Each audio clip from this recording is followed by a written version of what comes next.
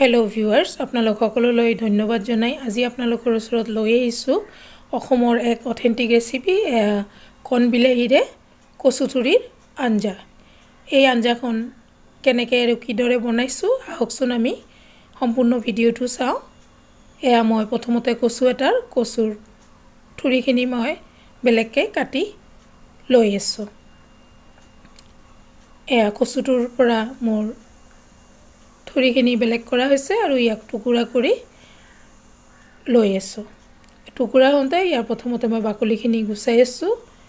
আৰু বাকলি গুচোৱা হোৱাৰ পিছত ইয়াক সৰু সৰু টুকুৰা কৰি কাটি লৈ আছো এনেকৈ কচুথুৰিখিনি ধুনীয়াকৈ বাকলি গুচাই ইয়াক কাটি লৈ আছো এয়া মোৰ কচুথুৰি সম্পূৰ্ণ কাটা হৈ গৈছে ইয়াক এতিয়া মই পানীত ধুই লম আৰু মই হাতেৰে ধোৱা নাই হেতা এখনেৰে ইয়াক পানীত ভালদৰে ডুবাই ধুই আছো আৰু এনেকৈ মই তিনিবাৰ এই কচুথুৰিখিনি ধুই লৈ লম ইতিমধ্যে মোৰ কচুথুৰিখিনি ধোৱা হৈ গৈছে এতিয়া মই মিক্সি বাটি এটা লৈছো তাতে 7টা মান কেঁচা জলকীয়া এটা নহৰু আৰু 1.5 ইঞ্চি মান আদা দি পেষ্ট কৰি লৈ লৈছো ইতিমধ্যে মই কেৰাহী বহাই দি তাতে তেল দি পিয়াজ দি যেতিয়া পিয়াজখিনি অকমান লেৰেলি গৈছে তাতে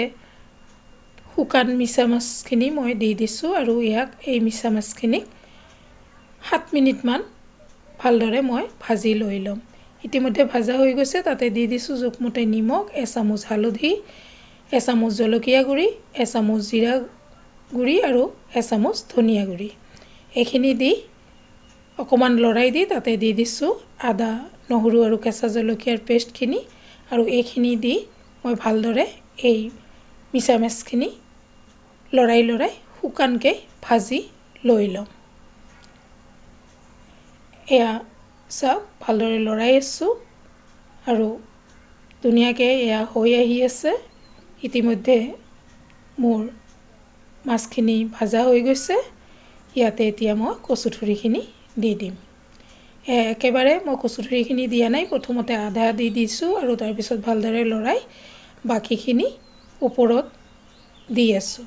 এইখিনি দিয়া হওঁতে ইয়াক ঢাকি দি দিছো যদিও ঢাকনাখন ভালদৰে লাগা নাই ইয়াক অলপ দেৰি ঢাকি থোৱাৰ পিছত ঢাকনাখন খুলি লৰাই দিছো আৰু ইতিমধ্যে কচুখিনি ধুনীয়াকৈ লেৰেলি গৈছে আৰু ই একদম আধা লৈকে নামি গৈছে ইয়াতে যেতিয়া হৈ আহিছে তাতে মই দি দিছো কণ বিলাহী এমুঠি মান এইখিনি দি ঢাকি দি দিছো আৰু এয়া আঞ্জাখন আকৌ 7 মিনিট মান পিছত ঢাকনাখন খুলি দিছো আৰু ইয়াক ভালদৰে লৰাই আছো ইতিমধ্যে কণ বিলাহীখিনি ধুনীয়াকৈ সিজি গৈছে কচুৰ আঞ্জাখিনিও সিজি আছে আৰু ইয়াক ভালদৰে লৰাই আকৌ এবাৰ ঢাকি দিছো আকৌ ইয়াক 5 মিনিট মান পিছত খুলি লৈছো আৰু ইয়াক ভালদৰে লৰাই আছো ভালদৰে লৰাই ইয়াক লাহে লাহে হবলৈ দি দিছো এয়া বন্ধনিয়াৰ পাত হয় ধুনীয়াকৈ এমুঠি বন্ধনিয়াৰ পাত মই এয়া কচুথুৰিখিনিত কাটি দি দিছো আৰু এই বন্ধনিয়াৰ পাতখিনিয়ে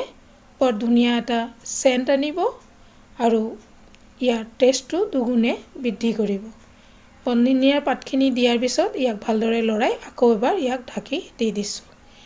এয়া 4 মিনিট মান পিছত ঢাকনাখন খুলি দিছো আৰু ইয়াক লৰাই আছো ইতিমধ্যে চাওক কচুথুৰিখিনি ধুনীয়াকৈ একেবাৰে গলি গৈছে ই খোৱাৰ উপযোগী হৈ গৈছে আৰু ইতিমধ্যে মই আঞ্জাখনৰ অকমান টেষ্ট কৰাৰ কাৰণে দি দিছো এই আঞ্জাখন হৈ যাওঁতে মই জুইকুৰা অফ কৰি দি ইয়াক মই বাটি এটাত পৰিবেশন কৰি আছো এয়া বাটিটোত সম্পূৰ্ণখিনি উলিয়াই লৈ তাতে মই কণ বিলাহী আৰু অকমান ওপৰৰ পৰা দি ইয়াক সজাই দি আছো এয়া আঞ্জাখন দেখিবলৈ বহুত ধুনীয়া হৈছে ধুনীয়া এটা কালাৰ আহিছে ইয়াত কণ বিলাহী আৰু কেঁচা জলৰে ধুনীয়াকৈ সজাই দি সকলোলৈ ধন্যবাদ জনাই আজিলৈ ইয়াতে সামৰিছো ধন্যবাদ